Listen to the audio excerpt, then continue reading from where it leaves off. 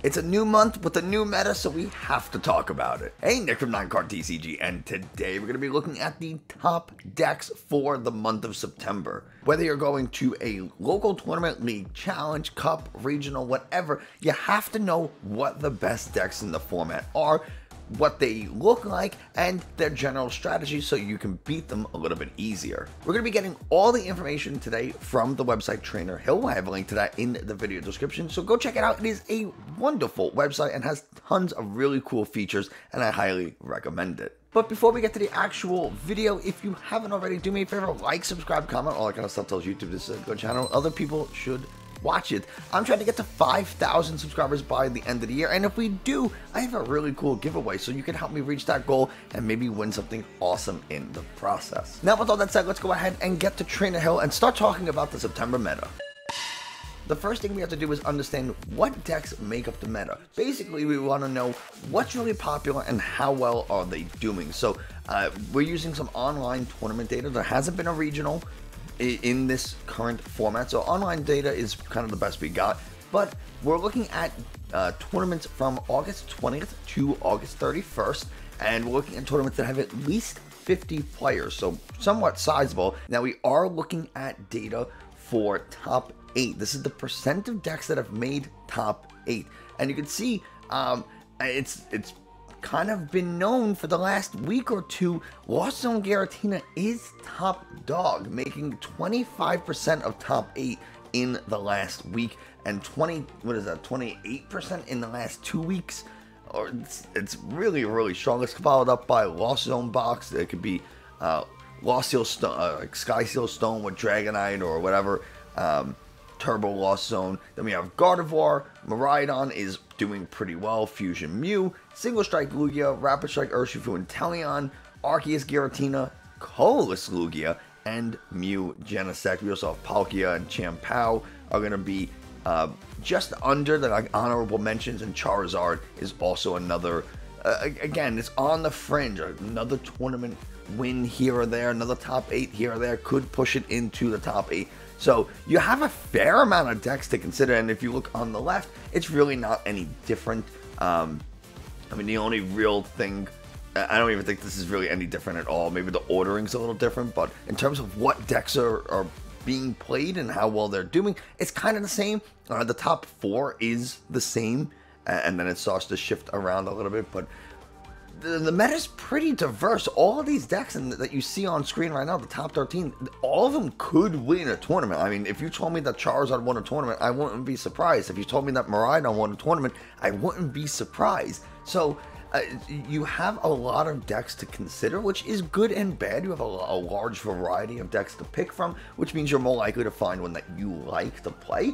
But it's a little bit harder to pick a really good deck for a tournament, because there's so much variety in the format right now. So it could be good or bad, and really my advice is, if you're not sure what to play, play the deck you know the best. Play the deck that you have the most games with, the most experience with, the one that you enjoy the most, because honestly, that's going to lead you to success better in a wider format like we're in right now. So now that we know what decks are in making top 8, which ones have good success rates, now we can start to take a look. We're going to look at a few decks. We're not going to look at all 13, that's way too much, but we're going to look at a few decks to see what makes them tick, what's in them, what their general strategy is. So the first deck we're going to look at is Arceus Giratina. I think it's a very strong deck. I think it can be well positioned in the format to do well.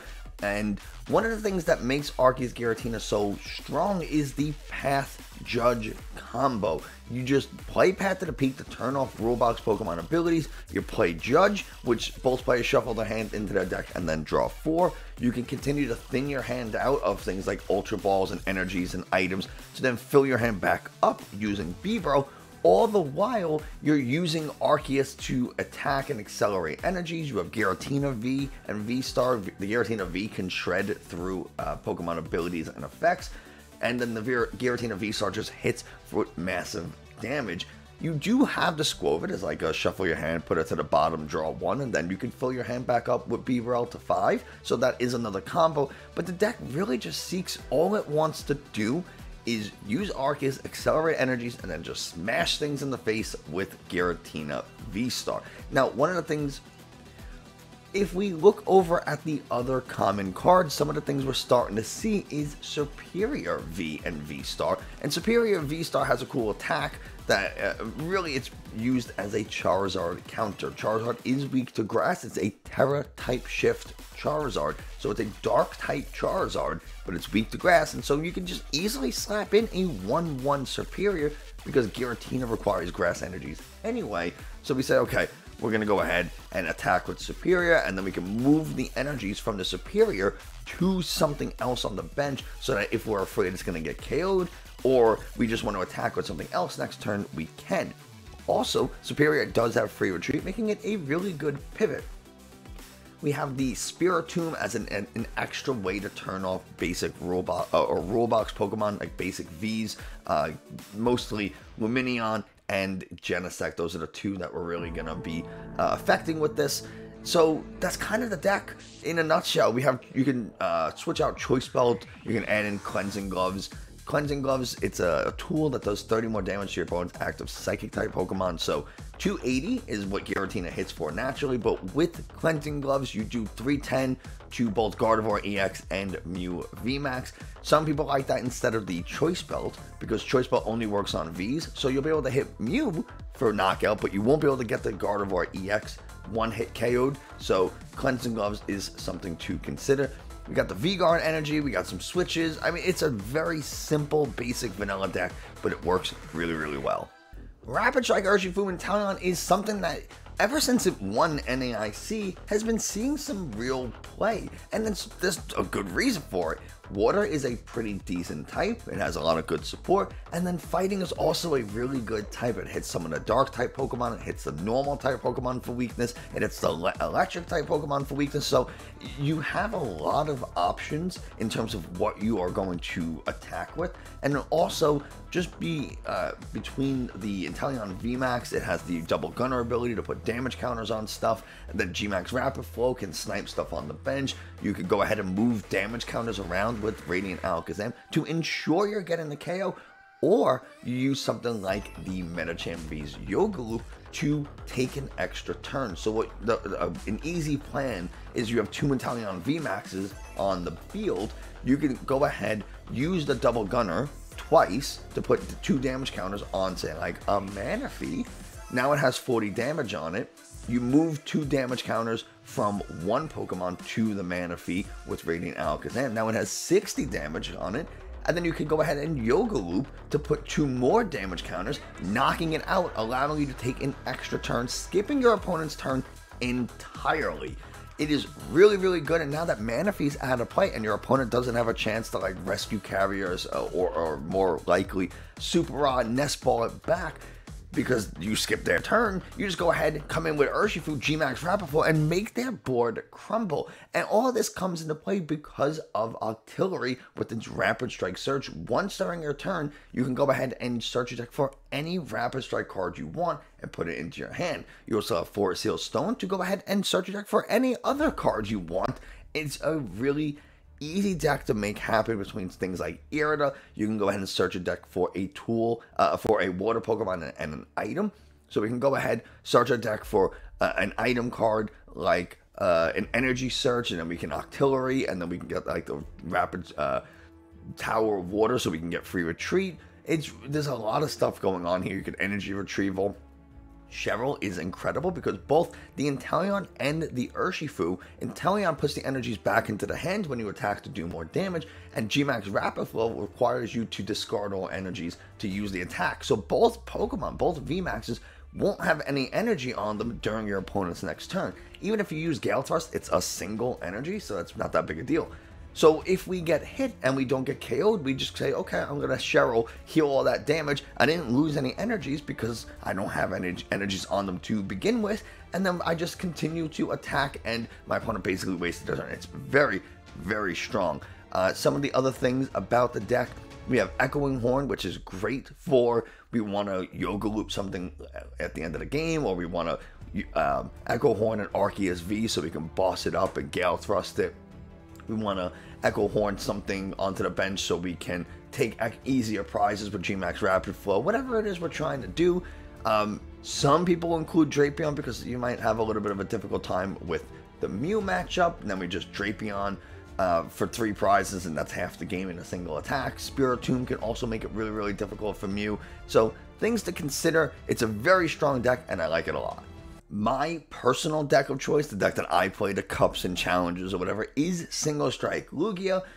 It's a really, Lugia's been around for a very, very long time at this point, so if you're familiar with the Pokemon trading card game at all, for like almost a year at this point, Lugia has been an ever-present a force in the format, and especially the Single Strike Lugia version ever since rotation happened has been the dominant Lugia style. So the idea is just get Lugia V-Star into play to get Archeops into play. Archeops lets you accelerate energies to your Pokemon, specifically special energies, and now you use the Single Strike Pokemon to hit super hard. You can see in this particular version, it's Tyranitar because, again, Dark type is really, really good.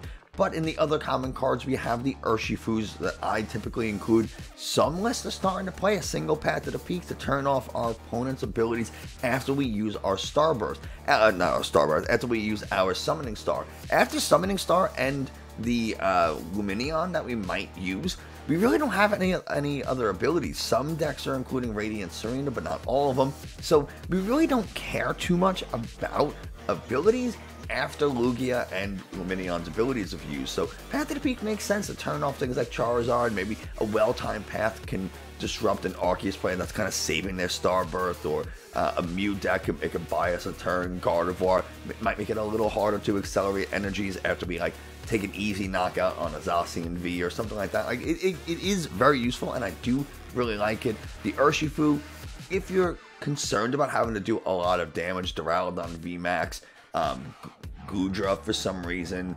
even Charizard EX has 330 health, Rapid Strike Urshifu VMAX has 330 health. All these decks that you can struggle to one-hit KO with other things, Single Strike Urshifu can do it, and you ignore all effects and abilities in the process. So you not only shred, but you do massive damage with Gmax 1 Blow thanks to Single Strike energies and being able to accelerate them very easily because of the Archeops ability, Primal Turbo. So the deck, if you just want to hit really hard, it's great. The only issue is sometimes you have to play the Capturing Aroma and you don't get what you want, and it can get a little bit tricky. A well-timed path, Judge, Ione, or something like that can really set you back, and that's the deck's biggest weakness right now, is kind of itself and being able to deal with path. Like that, if we had a better way to consistently find the Pokemon we want outside of like Ultra Ball, if we had a Quick Ball, or something like that,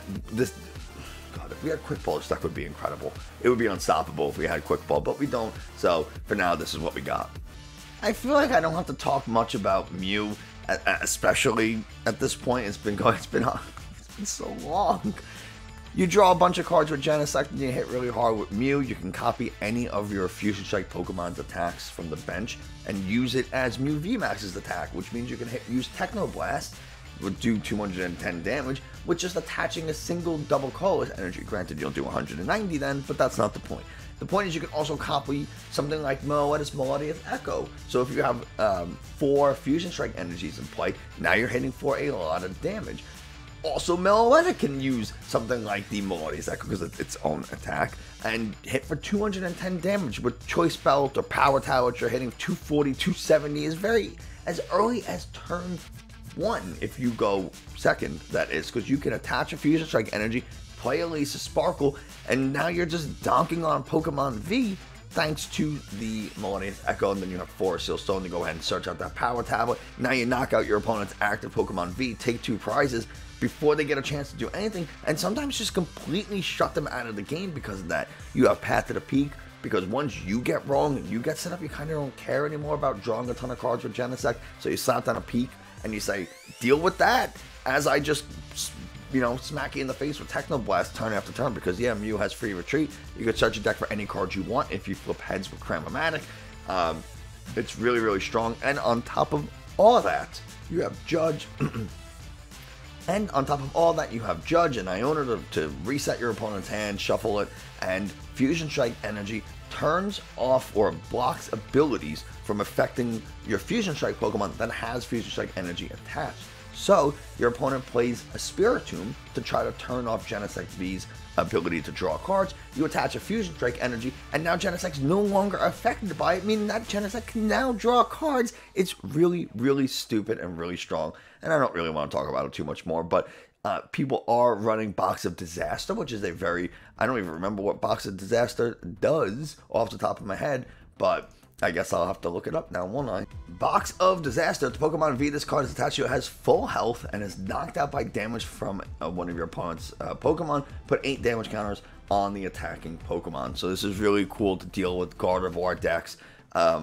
They damage their own Pokemon to take one-hit KOs because they power up. We'll talk about how, but basically Gardevoir decks, they deal damage to their own Pokemon so they can dish out more damage. But in the process, now Box of Disaster says, okay, you're going to take 80 damage in the process. So you're probably going to KO yourself if you do this. You're going to put 80 damage on your own Genesect if you take a knockout on a Mew VMAX. And it basically makes it really easy for us to either counter KO or take a KO during your opponent's turn. So that now they have to promote something else and we can KO that, giving us a very early lead. So then you saw in the World Finals, I think we saw it in World's Finals, this Box of Disaster was a very important card. So get to know it and know it better than I did.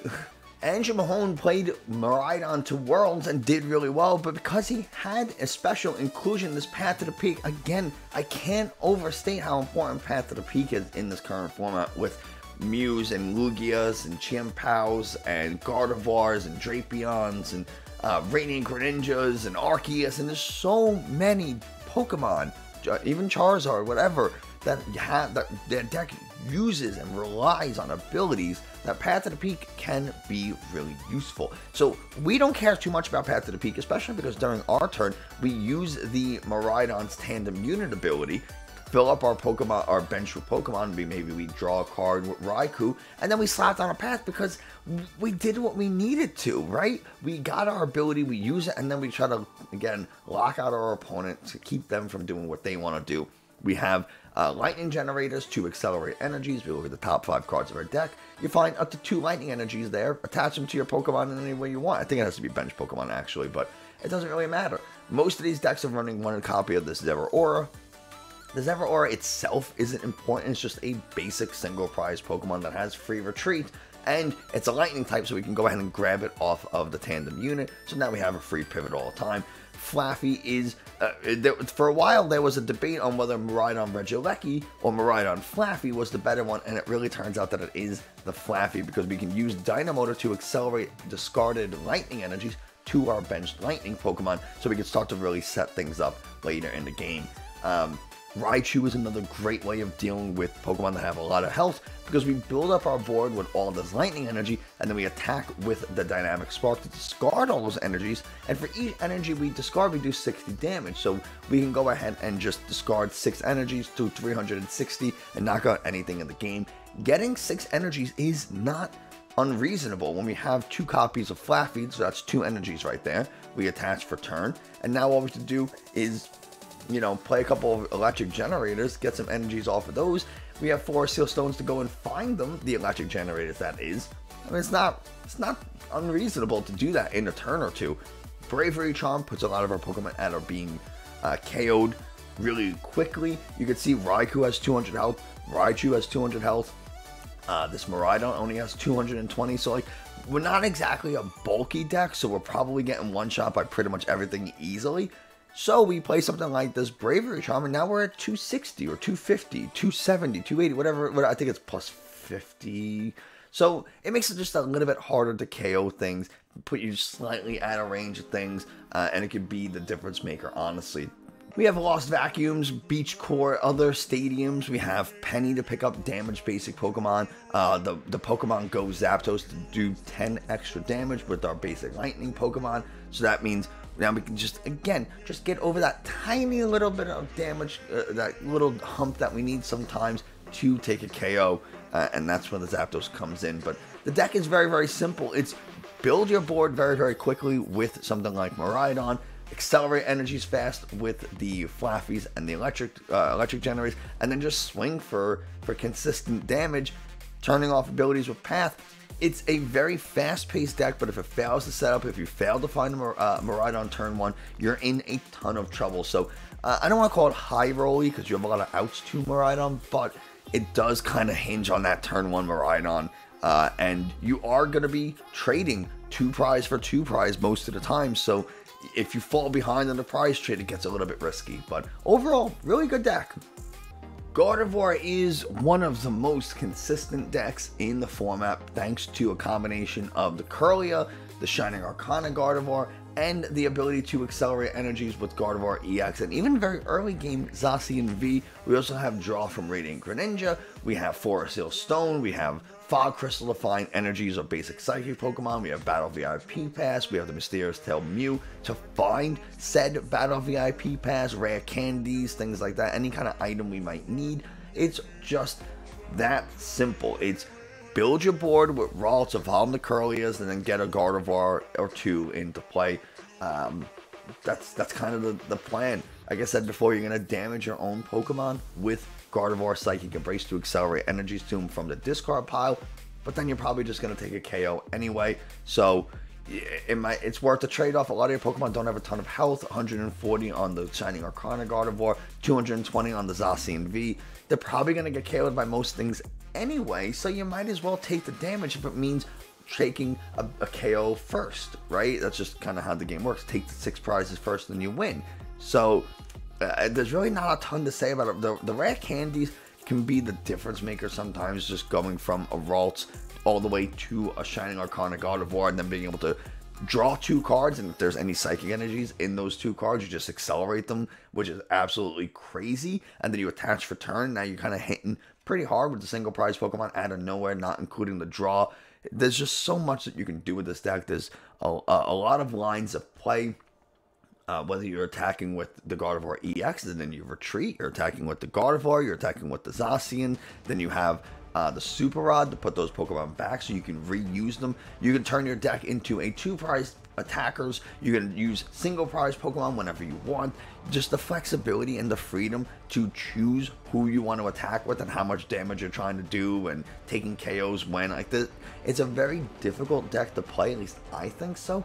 But if you do it right, it's just super, super strong. You can see in the other common cards, there are things like the Mirage Step Kirlia, which means if you run one of those and you use the Mirage Step as your attack to search your deck for 3 other Kirlias and put them straight onto the bench, which means we can totally skip our Ralts, which is, it sounds crazy, but then we can bench our Ralts, use Mirage Step, get 3 Kirlias, and then the next turn rare candy that Ralts into a Gardevoir, and now we're set. We're good to go. It's very, very strong. I do like the Mirage Step Kirlia in this. Champions Path, virtually nobody's playing, even though it was a talk of Twitter for a solid 2 weeks on is Champions Path or Champions Festival worth including in Gardevoir, and kind of the answer is no. We're going to get a really good stadium eventually, Moonlit Hill, which is going to be, stupid how good it's going to be. But yeah, Pokemon League headquarters to help you find that Forest Hill Stone, Collapse Stadium. Collapse Stadium can be really, really nice. We accelerate a bunch of energies to a Zacian. It takes a bunch of damage. For some reason, our opponent doesn't get a KO. We can retreat the Zacian onto the bench, play Collapse Stadium. So if we have 5 Pokemon on the bench, it forces us down to 4. Now that damaged Zacian goes to the bench or gets discarded, and our opponent is denied those prizes. So it took all that damage, it took a KO, but we don't lose any prizes when it gets KO'd because it comes completely off the bench, and then all those energies that were attached to it go back to the discard, so we can accelerate them to something else with the Gardevoir EX. So it's a really nice combo of getting rid of a Pokemon to deny prizes, putting those energies that were in play back into the discard, and then reusing them. I do really like Collapse in this. And then we have Worker, so we can play Collapsed, get that Zacian out of play, Super Rod, play Worker, get rid of the Collapse, and then we can something like Fog Crystal to search for that Zacian, put it into play, and then accelerate energies to it, and then boom, there you go. Now we're back in business with the Zacian V, either the same turn or maybe next turn, whatever you need. It's really strong. It's a cool little combo. One of my least favorite decks to play is Lost Zone Turbo, or Lost Zone with Dragonite. It's really strong. It's really, really good, but it's so time consuming, which is why I don't like to play. Each turn requires a lot of thought, a lot of pre-planning for future turns. You're really relying on Comfeys and Choruses to dig through the deck and find the pieces you need, while simultaneously not being forced to get rid of things that you might need later on. You can see in the other common cards that Kyogre and the Raikou V, they're included a decent amount of the times. I think the Kyogre build is very strong, but it requires a ton of mental fortitude in order to play. Echo Horn's really cool if you're playing the Kyogre build, especially because you can put a 2-prize Pokemon back onto the bench and then guaranteed KO it with Kyogre, because you mill your deck down to 0 or 1 or whatever, and then you play Energy Recycler, which will also be in this other common cards area if you're running the Kyogre. So you Energy Recycler to put 5 energies back into the deck, basically guaranteeing a KO on a Pokemon V. Let you take 2 more prizes. So we take 2 prizes on like an Arceus V, for example, and then we Echo and Horn that Arceus V back onto the field, Kyogre, and then take 4 prizes on 2 more Vs, one being like that Arceus V with just Echo and Horn, because our opponent was trying to play around it. They thought they were going to get away from it, and then they just don't. Or we use like the Dragonite V to take that first KO.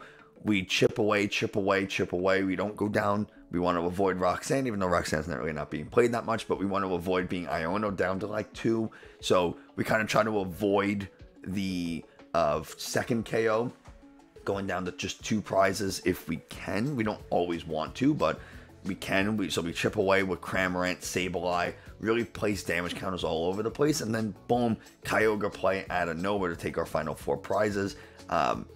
If we're not running Kyogre, then again, we just want to be very, very mindful of setting up for a big turn where we take a ton of prizes to really avoid being, Iono Path down to 2. Although Path isn't a huge deal, it can be an issue with Radiant Greninja.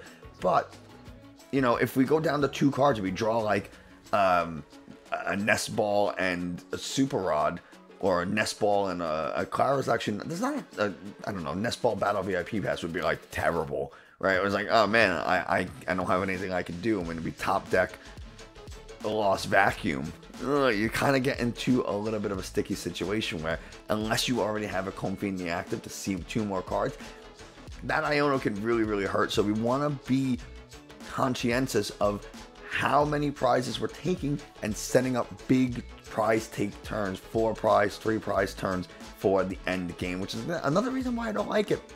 A lot of Lost Zone decks tend to go to time.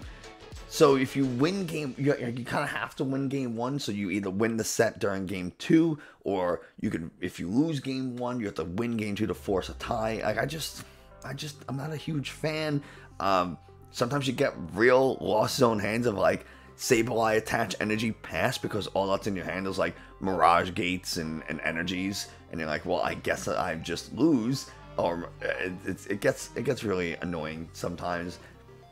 So there you go, Lost Zone. But of course, we have a deck that's even more annoying than Turbo Lost Zone, which is Lost Zone Giratina. It has the ability to just instantly KO you with Star Requiem if it's not just knocking you out with Lost Impact, hitting for massive 280. We already talked about before Cleansing Gloves and Choice Belt, how that can lead to KOs very, very easily as well. But now they have the Comfey engine behind it. Now they have Sableye to finish off KOs. They have Cramorant to weaken things. They have Radiant Greninja to go ahead and crumble boards that just fail to find Manaphy, that fail to even put a Manaphy in play or don't have one. Now you got this Spiritomb, which no one's really playing, but Spiritomb could be played if you're worried about the Mew matchup, or you throw a Drapion in there for the Mew matchup, whatever. Path to the Peak, Judge. The thing that makes this work is the Jet Energy, and Jet Energy is crucial to this deck. You see, most people are playing 3, some even playing 4, and the reason is because you really want to be able to play Jet Energy from your hand, because if you have 3 Comfeys in play, 1 in the active and 2 on the bench, if you have 1 Jet Energy, you can use all 3 Comfey's abilities, all 3 flower selectings, with just a single Jet Energy attachment and your retreat for turn. It's super, super strong, and that doesn't even include, again, all the other switch cards we have. We have a few escape ropes, we have a bunch of switch cards, and then we can go ahead and end the turn with a Giratina V in play. I mean, if we attach for turn with the Jet Energy, we can't use Abyss Seeking unless we attach to the Genesect, and then we can use Abyss Seeking. I mean, there's so many different things we can do.